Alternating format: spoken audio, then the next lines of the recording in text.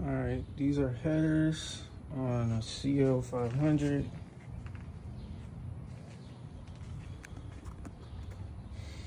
That's the clearance that you get.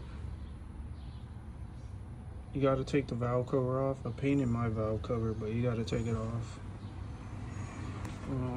This is the driver's side. You get plenty of clearance once you take the valve cover off to get these top bolts off. And then you got to undo the motor mount. There's 2 bolts there to undo the motor mount. And you don't got to take the intake off. I took my intake off to paint it. I painted the intake. Came out pretty good. This mess. Now here's the bottom. Here's the bottom. So you gotta get those 2 bolts off. Those are the lower motor mount. Those are the lower motor mount bolts. Then you gotta take this off. That's the motor mount bolt as well. And it moves out the way completely. I bolted mine back on because I've already done it. You can use this hole right here. Oh man, I'm not getting very good footage.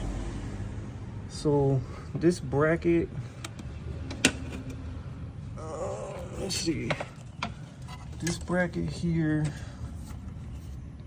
was originally up there, but I moved it down here to hold the starter wire away from to get more clearance for the starter wire.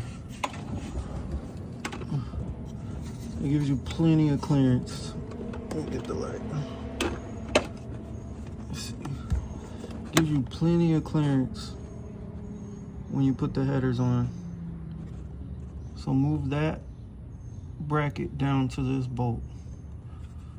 Okay. One more time. Just for those.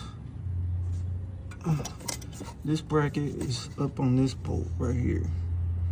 If you undo that bolt, which you're gonna undo it anyway to get the starter out of the way, because you undo this bolt and the whole starter comes out and you get hella clearance. Then when you put it back together, you move this bracket from up there to down here to get some clearance on the header, to move your wire away from the header, which you get plenty of clearance once you do that. And the header bolts are up there. I'm pretty sure you can figure out where the header bolts are once you're looking at the top. I've already done it, so I can't really show you how to do it, but if you can't find the header bolts, and probably shouldn't do this job, but I'm just saying. Once you find them, get the starter out the way, man, you get plenty of clearance, and you get the motor mount out the way, then you get plenty of clearance to get your hand up in there. It's easy. Once you get the starter out of the way and this out the way, it's easy to get to the bolts. That's the passenger side. The driver's side gave me hell, dude. So that's the motor mount is off, but on the driver's side, the motor mount has this. Let's see where I put the light down. The motor mount has this piece that comes this way and attaches to the AC compressor. It's a long bolt right here that attaches to the AC compressor. You gotta take that off. This motor mount it gave me hell, dude, because there's a top bolt that's up on here, but it's better if you come from the top. Then there's these bolts here. Let's see, those bolts there, right there, to get the motor mount off. There's 2 holes right there. What else?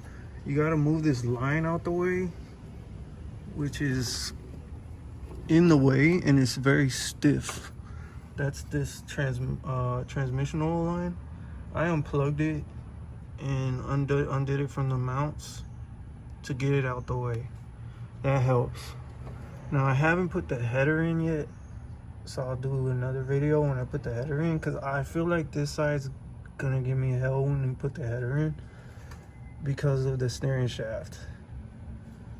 So I'll do a video on putting this one in, because that steering shaft is really scaring me. Like, I might have to take it off. You have to undo this, the compressor, the air compressor, because it's in the way. But that's the motor mount bolt, and then the 4 motor mount bolts in there.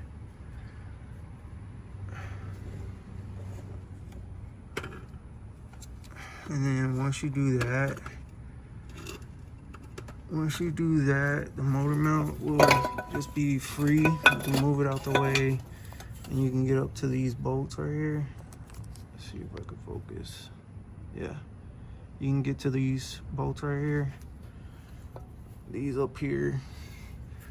That line that I told you have to move, it's right here when it's locked in, and it's very hard to get your hand in there. So I would release this line and just, you know, undo it from the back there like I was showing you, so you can move it out the way. Once you do that, you can get your hand all the way in there. And that's 1, 2, that's 2 header bolts. And you can shift this over. You can shift this motor mount over. And move it around and get to the other ones that are on that side. And then the top bolts for the headers, you go from the top of the motor. It's very easy. Once you get the valve cover off, those top ones are a piece of cake. These are the ones that are gonna give you some problems. What else? There's that shaft part right here, that long shaft that's attached to the motor mount. So it attaches to the AC compressor, so you are gonna have to disconnect it so that you can move it around and get to that top bolt. You gotta move the AC compressor. You just gotta undo some bolts. I only loosen the belt because you gotta be able to move it around. Like you gotta be able to get the bolts off, and with the belt on there, the bolts are hard to come off. So just undo the belt. Save yourself some headaches and undo the bolts. Undo the belts.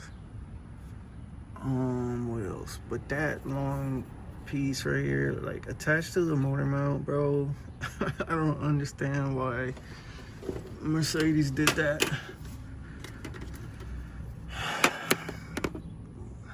I don't understand why they did that. Like, it acts as the motor mount plus the AC compressor mount, which is crazy. What else? But yeah, you move that line. You move this line out of the way.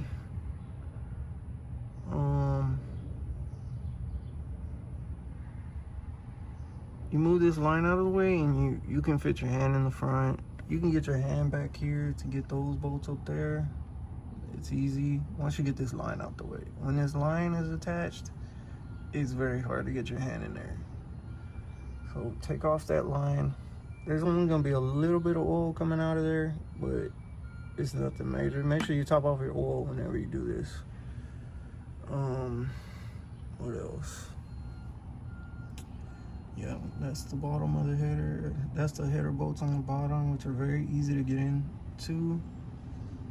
But I'm very concerned with this steering shaft and how the header is gonna fit in there. It's scaring me. These holes were just to the hydraulic pump for the suspension, but I took I have coilovers, so I took those off. I took that pump off, and then there's another one over here that I removed. But yeah, passenger side is very easy. Very easy.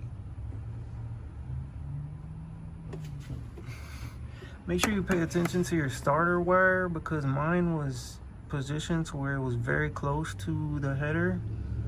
It looks close from this angle, but it's not. There's a lot of room between there. It just looks close, but it's not close. Pay attention to your starter wire, because I did have to move mine down so that it'll get clearance from the header. But I have like 2 or 3 finger clearance between here, so it just looks close from this angle. Yeah, so just this line out the way, the motor mount out the way. Be prepared to scratch your hand up getting this motor mount out, because it is tough. And then just loosen the compressor belt and undo 2 bolts from the compressor. You'll see what bolts are in the way. Just work your way, pay attention and just work your way down. Just feel around and see what you have to undo. But this is what I determined I have to undo, which are 3 of the main things that are in your way, or 2 of the main things that are in your way. So you can determine on your car what you feel comfortable taking off, but this is what I felt was necessary, and it gave me room. Nothing I took off here I regretted taking off. Everything gave me room. You only have to take the compressor bolts off, 2 compressor bolts, or 1, because it's attached to that stupid motor mount. But that's about it. If you have any questions,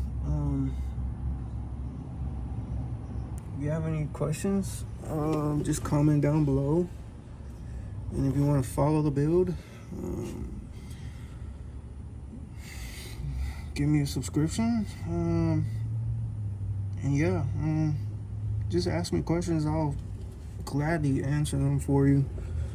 And I'll make a video for every question. If you have a question, I'll do you a video and show you. But this side's done. Motor mount's attached, except for this bolt, because I still have the motor jacked up. Now you want to lift the motor from the transmission centerpiece. This piece right here. Get you some blocks like I do. I have some 4x4s. Get you some blocks. Make sure your lines are out of the way, and watch out for this little tab that holds the plastic cover on. I don't have the plastic cover no more, but you don't want to bend that tab, or you don't want to break that bolt that holds that tab in, because it does hold the transmission in. So be careful with that. Be careful with that whenever you lift the motor. Just make sure your block passes it, just like mine is. And then make sure you're right on this right here. Don't lift from this this transmission pan. Don't lift from that. And you don't want to lift from the oil pan. Don't do that. Lifting from here is safe. It's gonna get in your way, kind of. If you have long blocks, try to get short blocks, because these long blocks, they really kind of got in my way. But that is the safest place to lift the motor. Do not lift from your oil pan, and do not lift from your transmission pan. Don't do it. This right here is the best place to lift from, where the motor meets the transmission. That's the toughest point. Okay. So yeah, long 2 headers on a cl500. Like I said, you have any questions, feel free to ask, and I will gladly answer. I'll make another video when I get this driver header on, because I'm really interested to know how this is gonna work with the steering shaft. If anybody else has done this job, please give me some pointers. I gotta go to work, so I can't do it right now, but yeah, hopefully this video helps. And like I said, if you have any questions or comments, just let me know. Yep.